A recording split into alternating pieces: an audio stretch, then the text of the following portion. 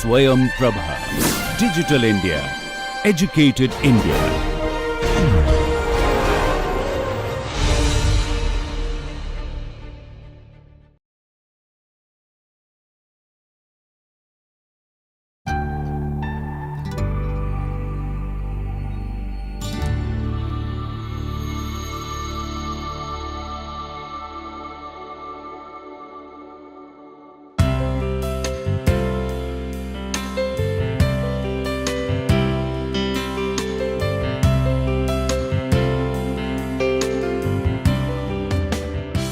Welcome to the course Culturally Responsive Built Environments.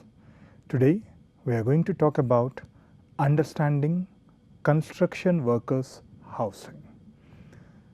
In fact, in all our course we did talk about various types of shelter, the provision of shelter, starting from a small dwelling to a very big plazas and even much more bigger towns. But we haven't thought about who provides all these things for us, who builds this. So these are the construction workers. In fact, if you look at the industry as a construction as an industry, it talks about 7.74% of the GDP in the year 2016-17. And this is the fifth largest employer in the public sector and eighth largest in the private sector. So you can see here about the informal workforce, 94.7% of workers in informal employment in urban India. In fact, so this is a brief statistics about what is the kind of informal sector working in these kind of activities. And it is not only about construction activities, people working on urban sanitations, people working on some operations and maintenance. So there's a huge segment. Construction is one of the important segments. That is where we can see the physically woven city and the newly built clusters, demolitions and new additions into it. But who are making it for us? But where do they live? The way they are making us a nice houses, but if you look at the way they live and the kind of dynamics of their housing patterns, it is really shocking. So what you can see is here kind of construction workers housing near their project sites. Some of them are with a where you get the shuttering sheets, they're made with the shuttering sheets. Some of them you get most of the tin sheds, completely like a kind of slum, and some even with the kind of very temporary structures. And in few places you can find with the brick so that it could be reused again further. So these are the variety of shelters which you will find.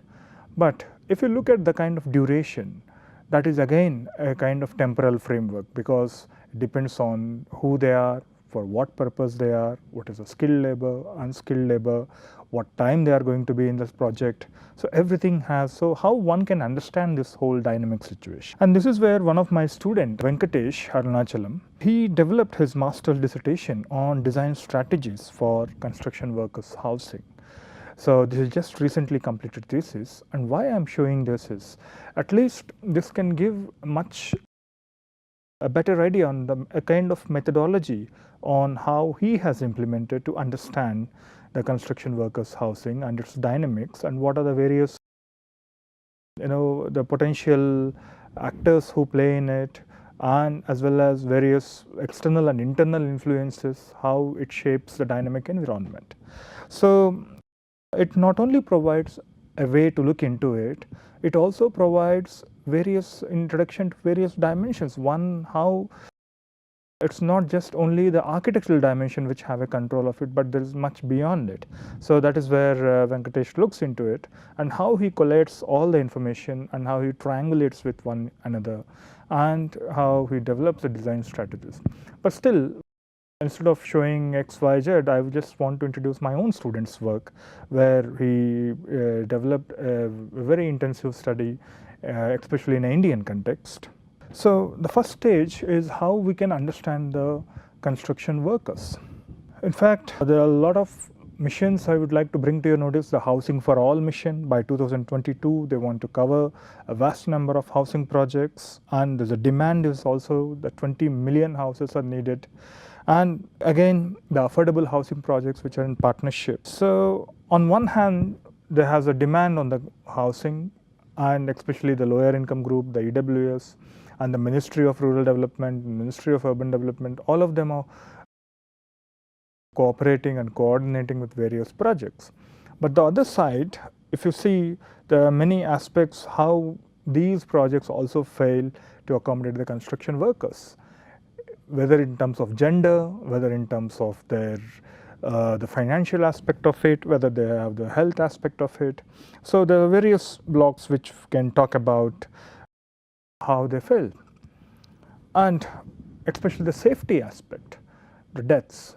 In fact, in my own life, I have seen at least 2 deaths and about 3 to 4 accidents in the construction sites where I was living, or maybe in some places where I was working.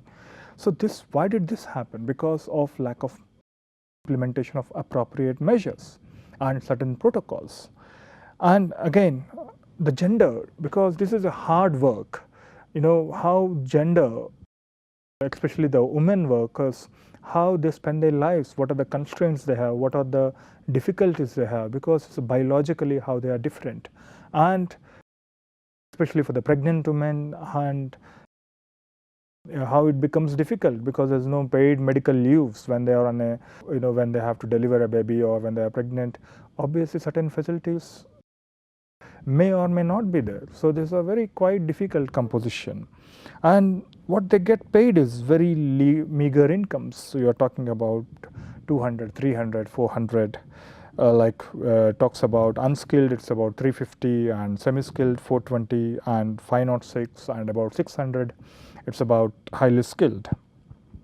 But these migrants, who, from where they are coming from the remote villages of maybe nearby states like Bihar, Jharkhand, UP, or any other places, and then they come for for a better living and better income, and what they end up is a kind of no space to live, and there's no toilets, no work, no water, no crèche, or so.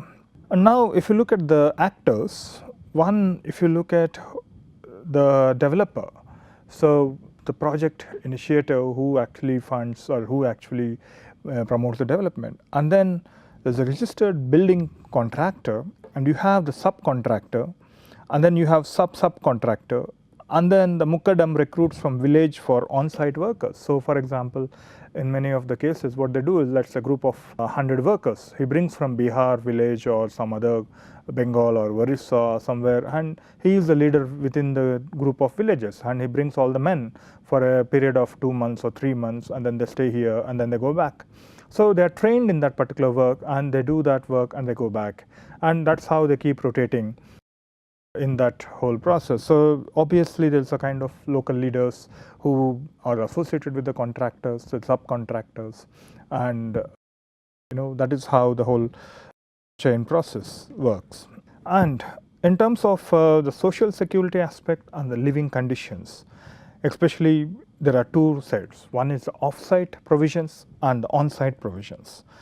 In fact, if you're talking about off-site, people tend to reside under the flyovers or the pavements or the street edges, or they might just temporarily stay on a government land, or they might start a new slum altogether.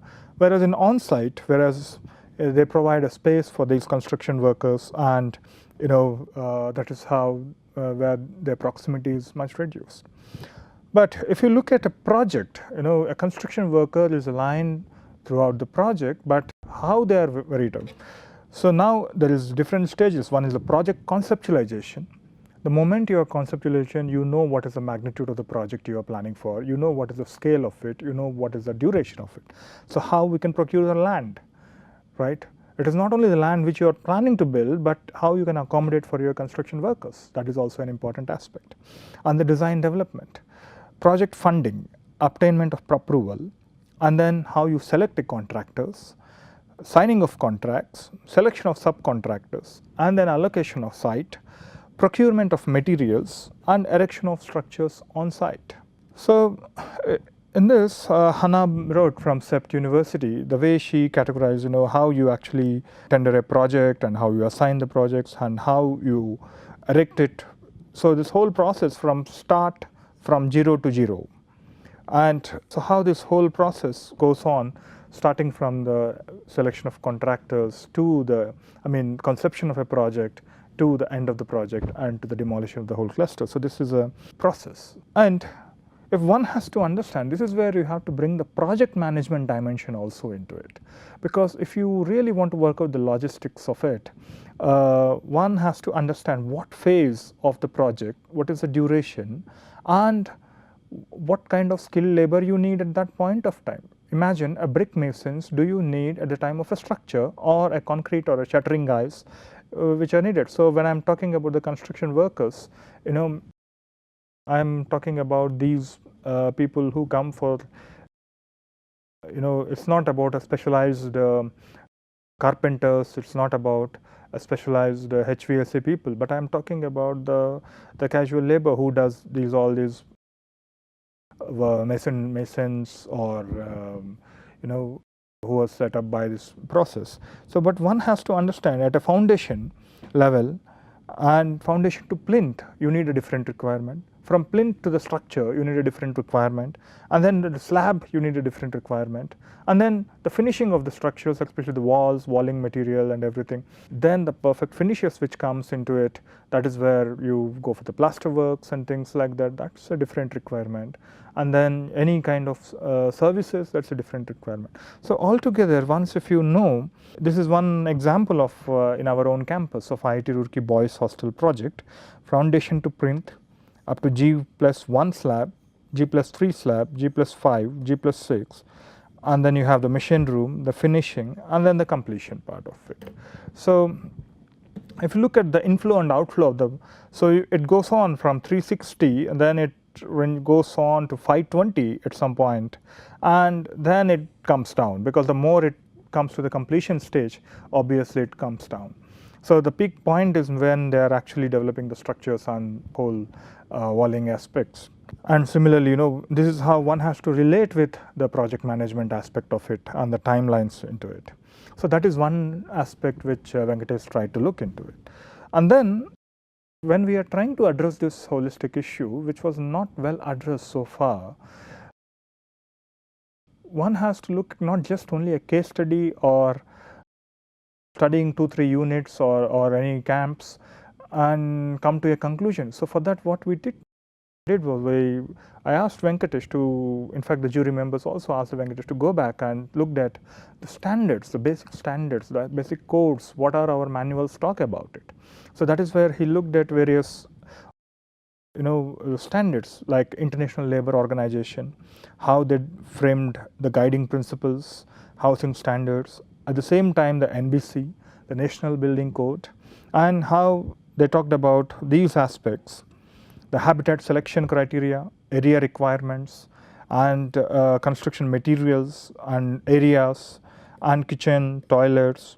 So, and then again you have the Building and Other Construction Workers Act, which is about 1996, and that talks about the hours of work, welfare measures. So all these we do have certain international level and the national level and the local level part of it. But let's see what they are going to talk about.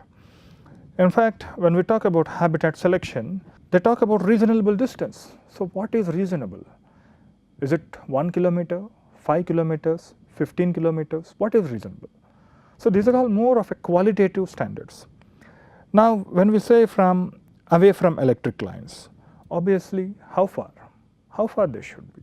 So this is where one need a kind of indication that yes, this is, if this condition, this is what we need to do.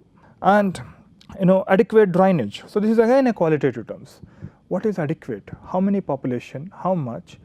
What kind of flow patterns we have to give, right? What kind of water storage we have to give for how many people, right? So this is all talks about the numbers, but the reality of these norms doesn't mention much about these precise figures. So as we talk about, there are few the sleeping spaces which talks about for 2 people 7.5 square meter, for 3. So basically they have given some broader area requirements, and at the same time they talk about the heights, they talk about, and again the health and safety aspect of it. So when we talk about emergency plans prepared, Have you ever seen, at least in Indian scenario, how many of these construction have they got emergency plans, how to evacuate if there is any fire or a gas blast on it or any, and the pest control. And again, some information on HIV waves. So there's all a variety aspects on health and safety, the security aspect of it, and the fire safety, the first aid. If anything happens, how are they trained into it? How they can easily cope up for the immediate relief. And similarly, they have the domestic aspects of it, the water, how much water we have. We have to talk about adequate supply of drinking water. What do you mean adequate? For how many people, how much of gallons of water to be provided? And again, the distances between the toilet and the urinal. So that is where we have to talk about sanitary aspect and the drinking potable aspect, how they have to be aligned. And again, we have the standards specifying about how many WCs per how many people, and for male and female. And again, but it doesn't talk much about the children. And whereas, again, adequate light and ventilation, how much? Because that is what the precise nature one need to come up with. And so, in fact, all these provisions, all these inferences, they talks about, they are not talking about a particular aspect in its complete form. Rather, it is open-ended and sometimes it is ambiguous. So the designer is, when he is planning for any particular project, when he is planning for even the construction work report, to the standards doesn't help him in a complete manner. And then what he did was he collected a variety of contracts both from the public and the private projects and agencies like NBCC, National Building Company Limited, and CPWD, the public agencies, and DMRRCL, the Metro, and UNDP, United Nations, Municipal Corporation of Mumbai, IIT Indore, and the Griha. So a variety of contracts, and then Gammon India. So all these he have analyzed. And then the way he have analyzed was, what he did was he identified the concerned text of in the contract between the client and the contractors, what is the actual text mentioning about this construction workers housing, and then he highlighted some of the important points which talks about a pertinent issue on it, pertinent aspect.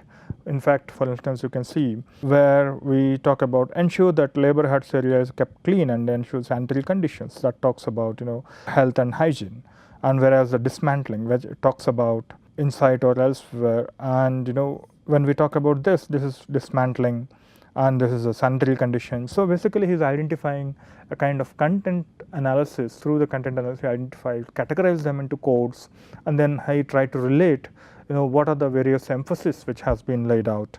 And that is where we get the minimum priority, where they talks about this construction material and technology, women and children, and recreation and regeneration, kitchen, cooking, accommodation. But whereas the loopholes, there are also certain loopholes which have identified, as I told to you, that what kind of precise spaces we need to give and the typology and the areas required. Apart from this, there are also some acknowledgements on to the various research projects and some prototype developments on the same domain of construction workers housing. Renu Desai and Sachin Soni, where they talked about this housing conditions, and you can see how people dwell under the flyovers. And in the SPA Delhi, how they talked about a kind of product orientation of how we can unpack and pack the things. And similarly, Hannah Brook's work also talks about. But most of these, they all talk about the prefab components of it, how we can easily take it out and reuse it elsewhere. So. And also how we can reuse the waste materials as well for producing meaningful and profitable material choices. So that is where we talk about the prefabrication of viable solution. That is one way of looking at it. And at the other side of it is the tenure and the security and the affordability. So apart from these transition shelters, but there is also some permanent outcomes where you can see from built by Costford. You can see all these in Kerala and Abu Dhabi. They built the whole society of these construction workers, the permanent housing. But one of the problem for these particular thing is after once the area is built, how they actually travel. The commutations also becomes a problem, because they have to be there in the construction for months and months. And how basically if you look at it, you can see cost per laborer, it's about 750 to 1000 per month So basically it's a kind of partition, contribution that how a laborer also gives for his permanent way of dwelling. So there are different models what we have discussed. And then to understand the reality, so especially some educational institutional buildings, ongoing institutional buildings, and some private universities, and as well as the private developments have been visited and have been recorded completely. With a thorough recording has been done with all the project management dimension into it, the social dimension into it, and the cultural dimension into it, and the financial dimension into it. So the various dimensions have been recorded. And for instance, if you look at a kind of comparative analysis of IIT Roorkee, IIT Ropar, IIT Kashipur, whereas the private university, the Bennett University, and Blossom Greens, and Maya Garden, and so it has, these two are done by the NBCC and CPWD, but this one is by the corporation, Shapoorji Pallonji company is doing, and whereas these have been doing for the same labor housing site use for multiple projects. So like that, we have got a variety of understanding of how various projects goes on. And what Venkatesh tried to do is, it's basically, he tried to bring a relationship between the camp area and the built-up area and the built-up area of, and how whatever we are building, and in association, what is the proportion that a construction worker's space should be attached with. So if you are talking about 10 acres, then how much it should be? Within 10 acres, if it's a built-up area of 35-40%, then how much, according to the built area compositions, how much is the proportion we can bring down to an understanding of how much construction workers area we need. So that is where you can see the camp area site. And if you look at the previous, so you have the project site area and the project built up area. So that is where you can see the FAR and all other things.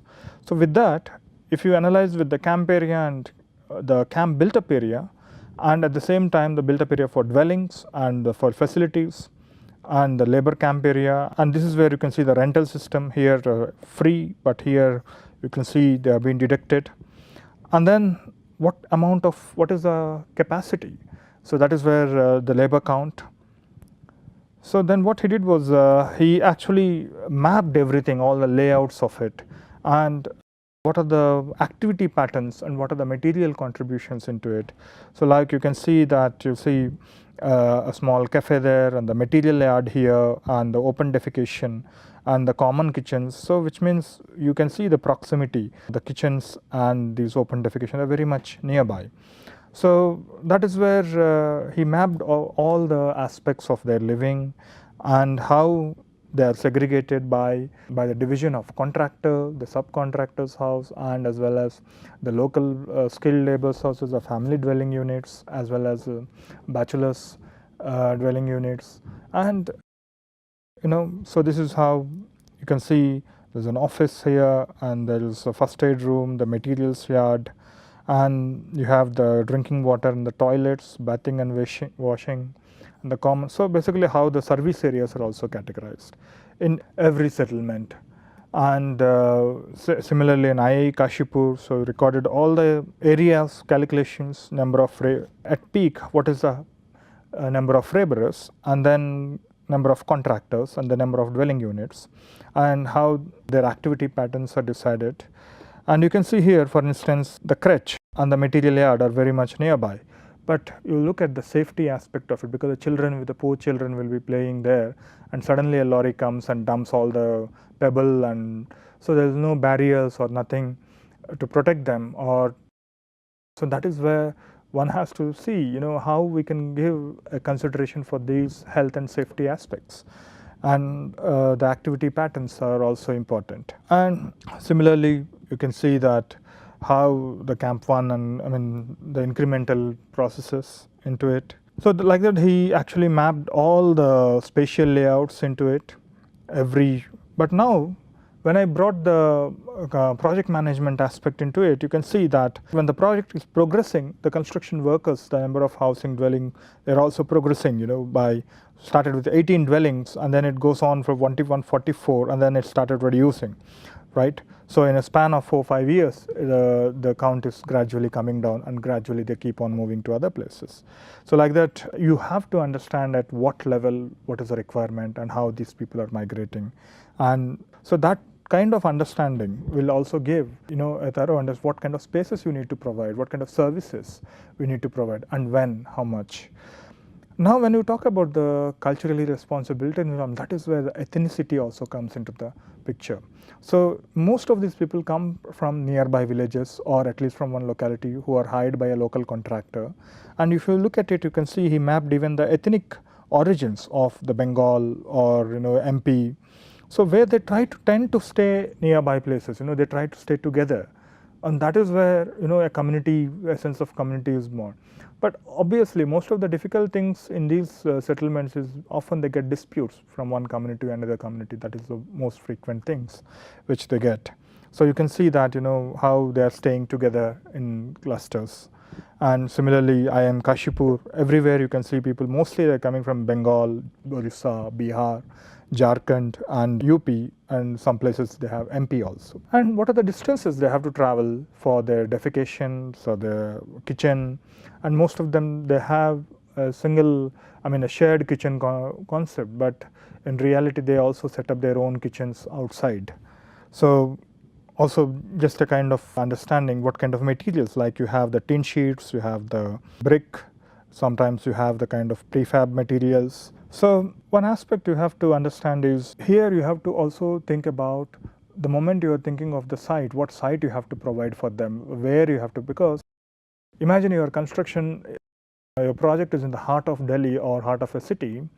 Obviously it is very difficult to find a living environment for them, especially with the land price. That is where a circle rate, valuation techniques has to be accommodated. What is the circle rate in that area, and how far you can get another place for them to live, so that they don't need to travel 30 kilometers, 50 kilometers every day for their work and go back. In that case, then what kind of transportation facilities you are providing, what kind of work shifts you are providing. So that is where valuation also comes into the picture of understanding the land economics of it. And as I said, in each case, the labor count, the number of dwelling units, obviously they goes on, and the requirement goes on up and down. And the few mapping of inside the rooms, what kind of multiple purposes which they use.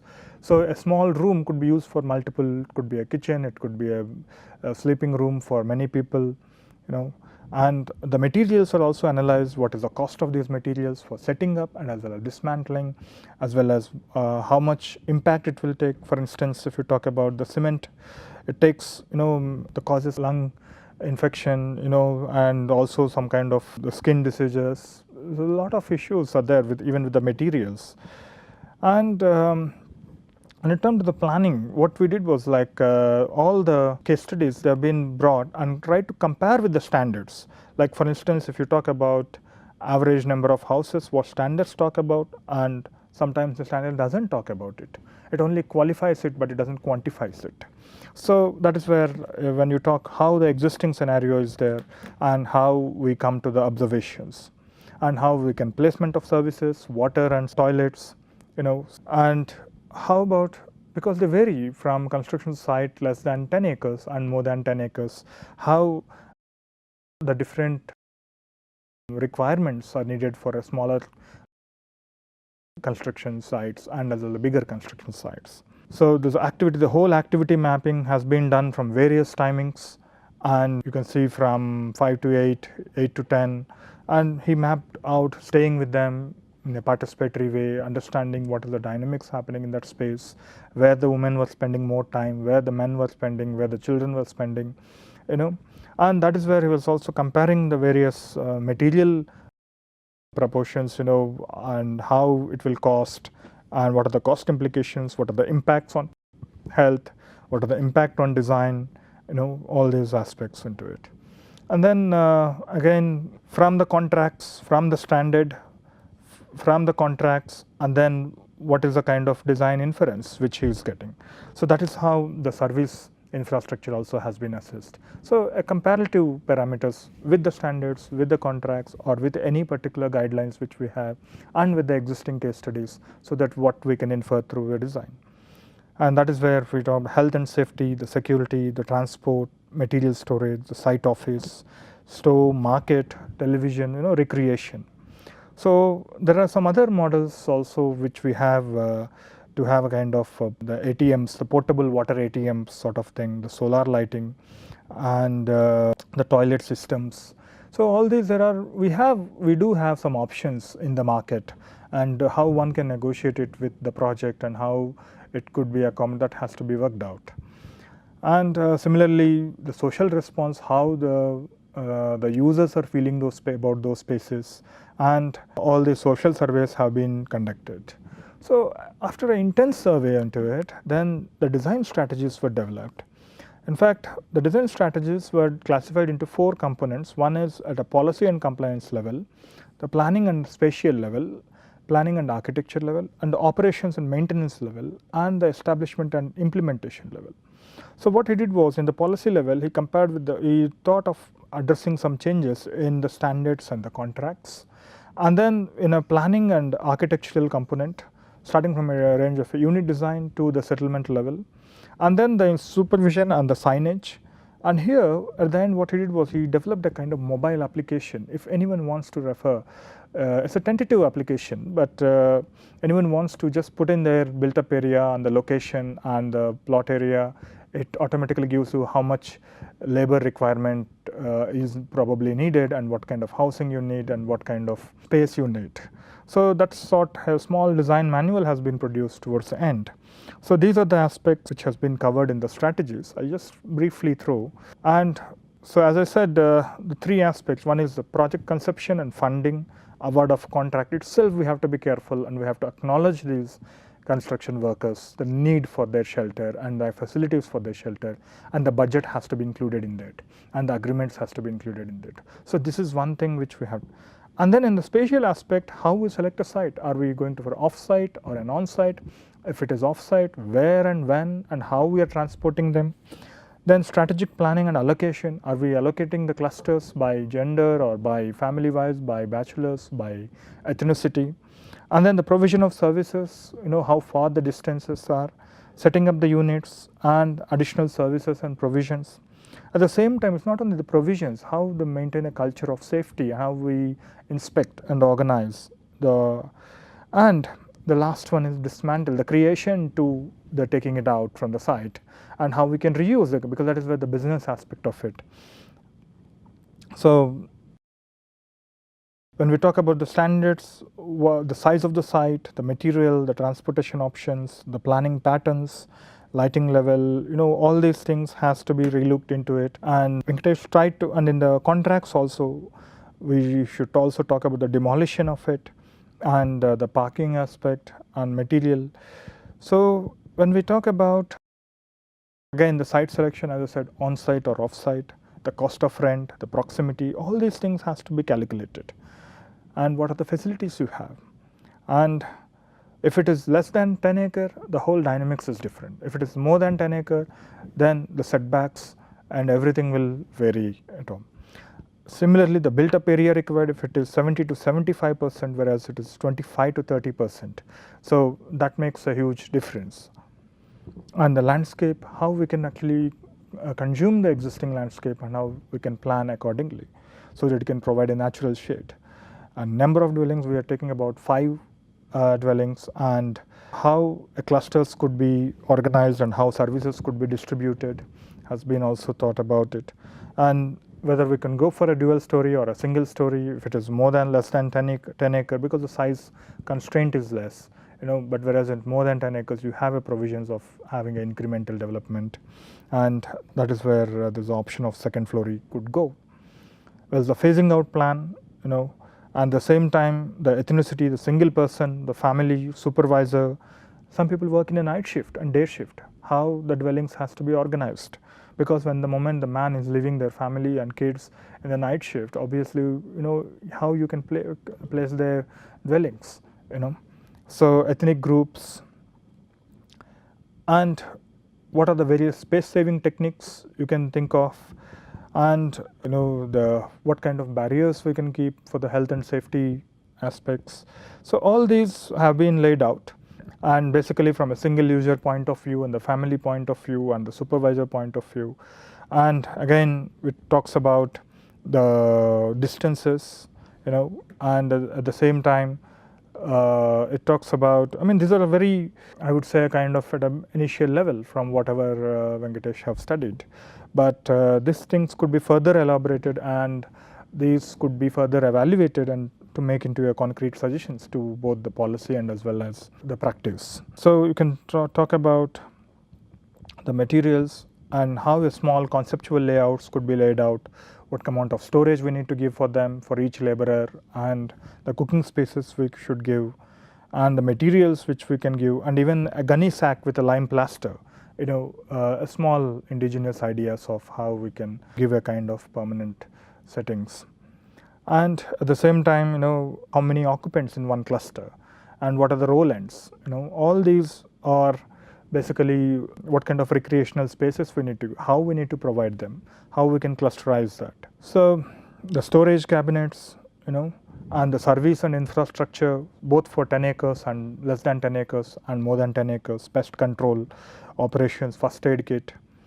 So this is just a very introductory part of the design strategies, but what one can understand from this study is the way how different dimensions play an important role. One is the project management dimension, one is the land economics, the valuation dimension, one is the social dimension, the ethnic dimension into it, and the way the whole, the policy level, how the contracts and how the standards they talk, the legal dimension into it, and there's the medical dimension into it. There's a variety of dimensions come together. One has to. So that is what we say. This is only an academic work. It just showed a way and different dimensions that are to be addressed to understand the construction worker shelter context. Hence, this work is to be treated as starting point, and it could be further developed to inform the strategic directions in policy and practice. Thank you.